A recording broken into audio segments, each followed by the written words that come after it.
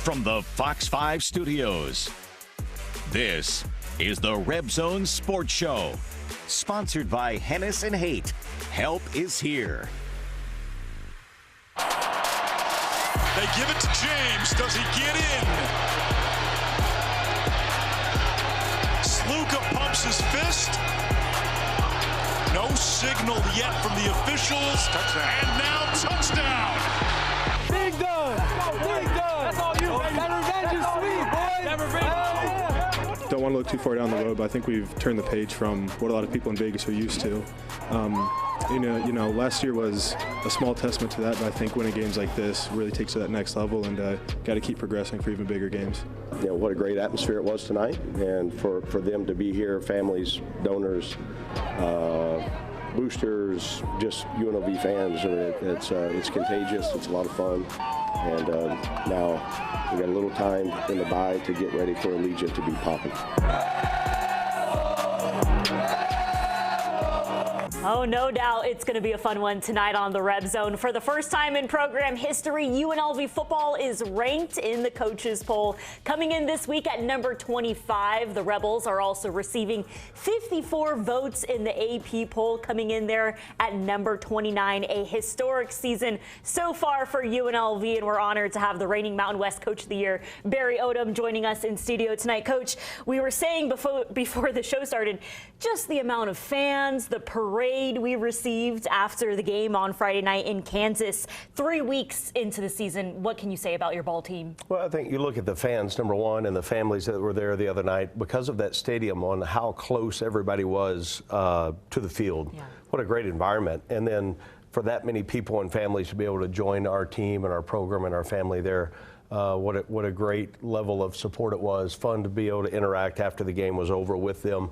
And the progress that we've made now for 3 weeks, we're moving in the right direction. We're still so far away from playing our best ball. And I think the bye week happens at a really good time because, as we've talked about before, how our fall camp was a grind. Yeah. And those 4 weeks prepared us for the first 3. I knew it was going to be, 2 of the 3, I knew they were going to be tough, hard-fought games. And our kids have done a great job. Whatever we put out in front of them, they've embraced it, they've gone and done it, and now we'll get a lot of work in this week on Fresno, which we need. Yeah, you guys have been grinding since August 1st. 3-0 overall, 2-0 in Big 12 play. Let's check out the highlights from Friday night's thriller in Kansas City.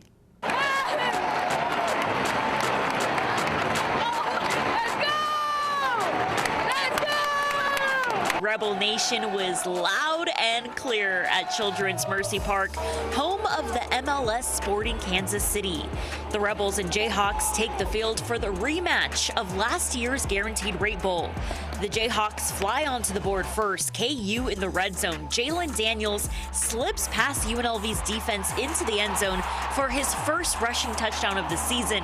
KU takes the lead 7-0. Next drive, Matt Sluka shows off his arm, airs it out 31 yards to Jaden Bradley for the first down, and the drive would end with a 38-yard kick from the Las Vegas native, Caden Chittenden. UNLV trails KU 7-3 after 1. Second quarter, Kansas is all gas, no brakes. Jalen Daniels rolls right, and he's off to the races. A 33-yard touchdown run, and the Jayhawks soar ahead 14-3. Next drive, Matt Sluka continues to extend plays with his legs, picking up a first down. KU's defense would hold the Rebels to another field goal, and UNLV trails Kansas 14-6. KU adds another field goal on the board, and the Rebels find themselves down 17-6 with 3 minutes left in the first half. Matt Sluka doing everything he can to get the ball in the end zone. Longest run of the season for Sluka, taking the ball 46 yards to the 27-yard line. Later in this drive, the stadium lights went out and a light show started at Children's Mercy Park as UNLV's kicker attempts a 51-yard field goal. Chittenden's kick is no good, and boy, did that fire up the Rebs. Next drive, Jalen Daniels is picked off on third down by Jalen Catalon, and check out the speed on this 46-yard return. Catalon's third interception this season. The kid is a certified playmaker. Catalan's INT would turn into 6 points. Here comes the sophomore running back, Jet Thomas, who flexes his speed. The Rebels run into the locker room with momentum, trailing Kansas 17-13 at the half. The Rebels settle down in the second half and bring the juice. The preseason Defensive Player of the Year comes up with his first pick of the season. Winner tells me, hey, he's got to go out there and race Ricky White at practice to finish in the end zone. The INT would turn into 3 points on the board. The Rebels trail KU by 1, 17-16 after 3. Fourth quarter, Kansas would add another field goal on the board, and the tensions begin to rise as the clock winds down in Kansas City. KU leads UNLV 20-16, and the Rebels' 19-play drive begins. Bring on the anxiety. 1st and 10 at the 47-yard line. Sluka rushes left and loses the ball. The ball pops out and bounces around like a basketball. Kylan James becomes Superman in this fourth quarter, recovering the fumble for UNLV. The anxiety continues on 3rd and goal. Matt Sluka becomes Matt the Magician, avoids a sack right here, and darts to the end zone, falling down at the 1-yard line, and you can hear everyone's heartbeat in the stadium. It's 4th down, last play of this 9-minute and 31-second drive. Sluka hands it off to none other than Superman himself, Kylan James, who falls over the goal line, and it's a UNLV touchdown. The Rebels steal the lead 23-20 with 1:51 to play. KU's quarterback Jalen Daniels is sacked by Antonio Doyle on 4th down, and that is ball game. The Rebels make history, improving to 3-0 for the first time since 1984, and are 2-0 in Big 12 play this season.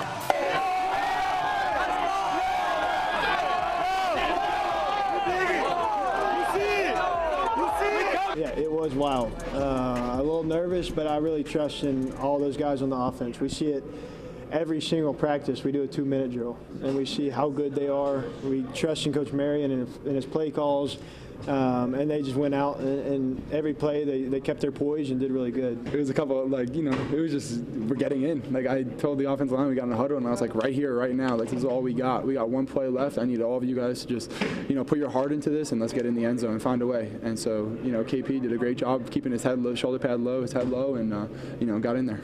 For that final play, we were 4th and goal from the half-yard line. Matt, you're going to have to be loud here. They're going to kick it up here. Screamed with everything you had. We communicated it well and obviously got it in. So, a great player.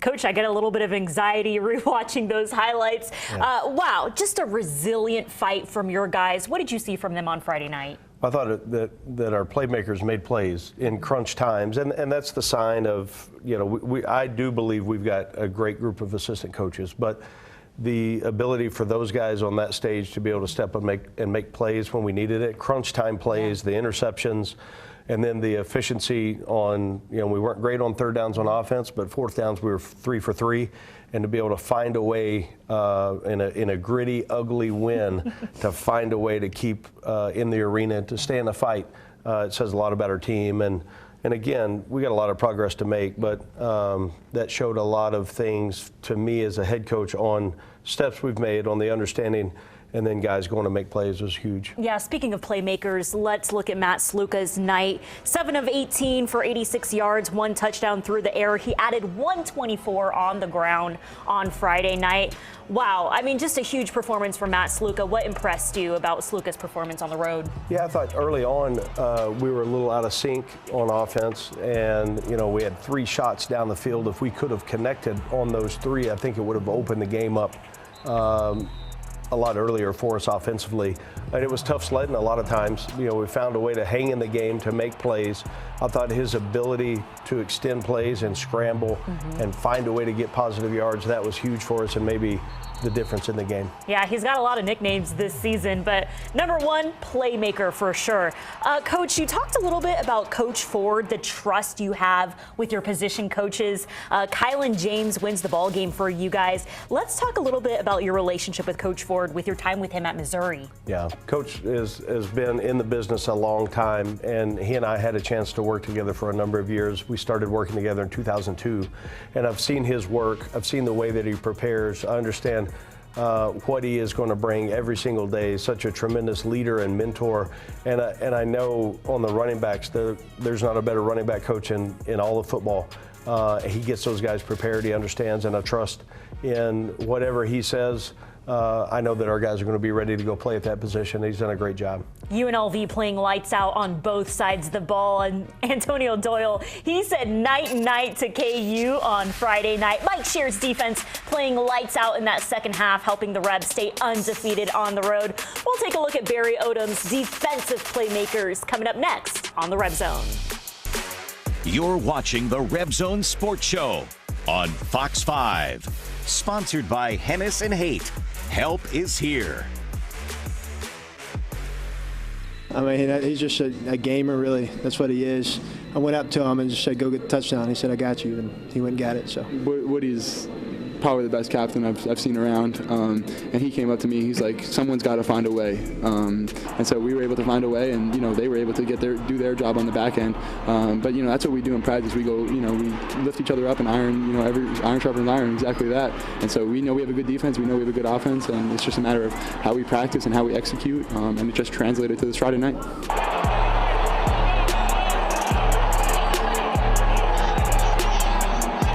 Welcome back to the RebZone. Several offensive and defensive leaders on this UNLV football team. Coach, I wish we had an hour to break down this second half and what you saw from your defense. So many playmakers. Antonio Doyle calls ball game. What did you see from your defense in that second half? Yeah, I think you look at any time in a half that you keep an opponent to, I think we gave up 53 yards in the second half.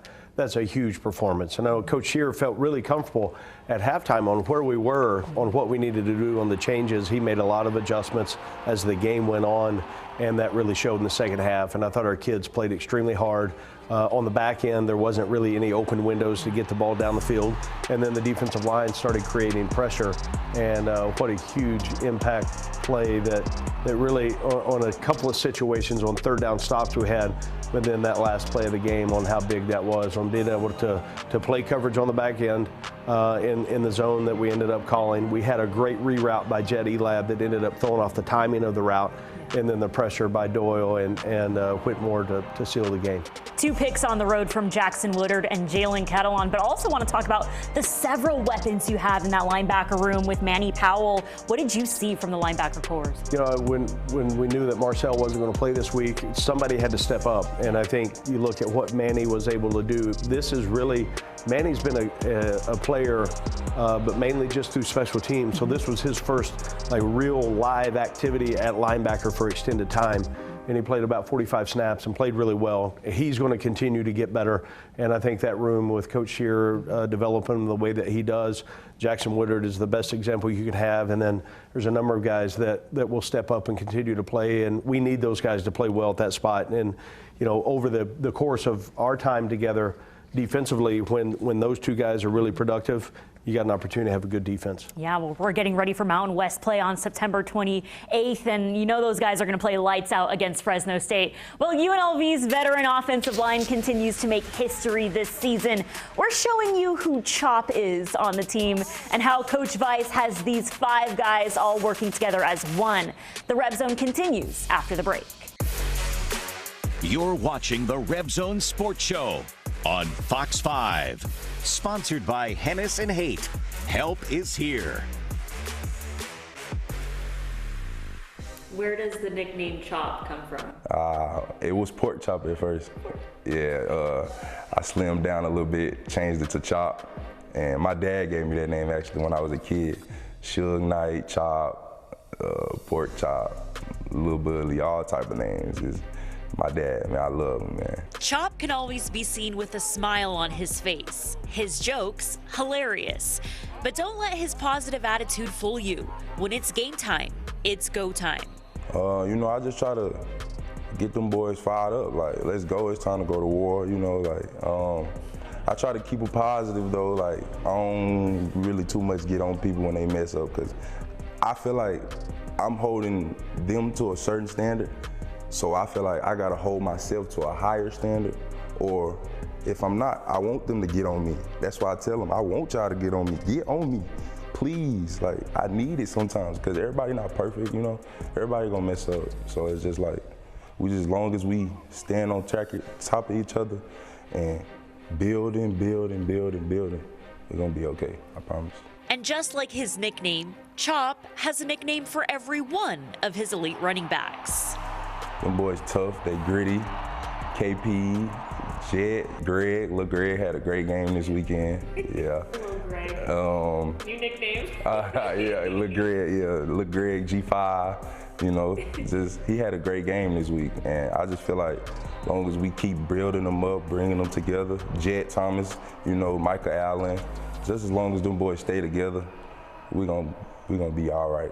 UNLV starting quarterback Matt Sluka is leading the Rebels to a historic 3-0 start, showing off his poise, confidence, and athleticism against Kansas. He tough. He a dog. He nasty. I love Sluka. He's just crazy. Like, you know, he energy guy every day. Let's go, Chop. Come on, Chop. I need you, Chop. Sluka, I need you, Chop. Come on. Like, you know, he get us going. Even though we don't need to get going, but he get us going even when we need it. Like, hey, y'all, come on, pick it up. All that. Just being a vocal leader, you know, and just being a ball player. At the end of the day, we didn't ask him to come in here and do too much. Just be you know, just be yourself, be the quarterback. Matt Sluka is able to make flashy plays with the help of his veteran center, Jack Hasz. Hasz prides himself on persistence, working hard every day from the JUCO level to now playing on a national stage. Persistence is by far the most important thing you can have, and I mean, that goes for non-JUCO players as well, but I think there's a special camaraderie that JUCO players have with each other, knowing that, you know, in mine and Jacob's cases, just kind of under-recruited, not necessarily looked at as being Division I players. Just persistence, doing the right things, and, you know, instant gratification isn't always going to happen, so just keep your head down and work. UNLV's veteran offensive line continues to make history under Coach Odom. The Rebels set a school record with 695 total offensive yards in their 72-14 win against Utah Tech. The Rebels are not only becoming better athletes this season, but also better men off the field. Better man is a good statement, because I think that honestly comes first. You know, our big thing, especially having Coach Weiss as my position coach, it's really just working on, you know, kind of your mindset, and how you do the small things is kind of how you do everything, whether it be, you know, just day-to-day activities, whether it relates to football or not. I think Coach Odom is a great leader in that aspect, and leads us the right way.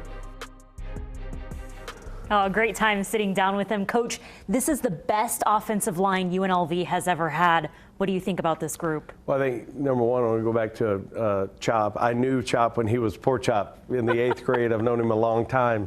I'm so proud. And you look at Jack Hasz, and everybody's got stories on how they ended up here. Jack was a player at Buffalo. St. John transferred in, you know, Ambio and Tiger, and then, you know, Sua and Boyd, and how that group collectively really has galvanized, and it speaks volumes to the job that Coach Weiss has done. On, you know, we've got a very standard foundational approach, and we've got to be able to run the ball, and it starts with how good can we get up front. So, you know, those guys, the way they communicate together, the consistency that they're playing with, the protections, whether it's slide or odd fan or whatever it is, they're on the same page, they're speaking the same language, and we will go as our offensive line. That's how important they are to our program. Yeah, Friday night's game came down to UNLV's offensive line showing that they're better than Kansas's defensive line. UNLV playing lights out, off to a 3-0 start to the 2024 season. While the Rebels roll into the bye week undefeated, UNLV kicks off Mountain West play at Allegiant Stadium on September 28th. We'll hear more from Coach Odom on going 1-0 in Mountain West play against Fresno State. This is the new looking Pac-12 conference. The league still needs 2 more schools to meet the NCAA's minimum requirement to qualify as an FBS conference. So how does this impact UNLV? President Keith Whitfield and Athletics Director Eric Harper says we continue to evaluate all options. So the Rebels kick off Mountain West play against Fresno State after the bye week. Coach, it was lights out last night, 48-0, Fresno State shutting out New Mexico State. What impresses you about Fresno State this season? Well, they look at a lot of what they do on offense starts with their quarterback and then their runner. They've got a great running back, and we know that kind of the characteristics of their program. They're a tough team. They're going to play really disciplined football. You know, luckily for us, we get one more game on them as they play New Mexico this next week when we have a bye. So we'll have a lot of film, we'll have a lot of study already done before we get into actual game week preparation. But they're so well coached, they play so hard, they've got great athletes, and what a great opportunity for us at home at Allegiant to kick off conference play. Yeah, we're taking a look at last year's game where UNLV lost to Fresno State on the road 31-24. Coach, what do you remember about the Bulldogs' toughness? Yeah, I thought it was an evenly matched game last year, a lot of big time plays, that we had to get down to how the game was won and lost. It took a lot of grit on both sides, and so I think the qualities and characteristics of who they are as a program, the tradition-rich team that they are, we know that we'll have to prepare really well. We'll need to play our best game, and again, what a great way to kick it off at home. Coach, I want to show you the fan base that was on the road in Kansas. What is your excitement like to see the fans at home at Allegiant Stadium? Yeah, so we're thrilled about being 3-0. I know that the city is going to respond and get behind our team. It's an exciting time in Las Vegas. It's an exciting time to follow our program, and our kids are certainly going to do everything they can to play winning football.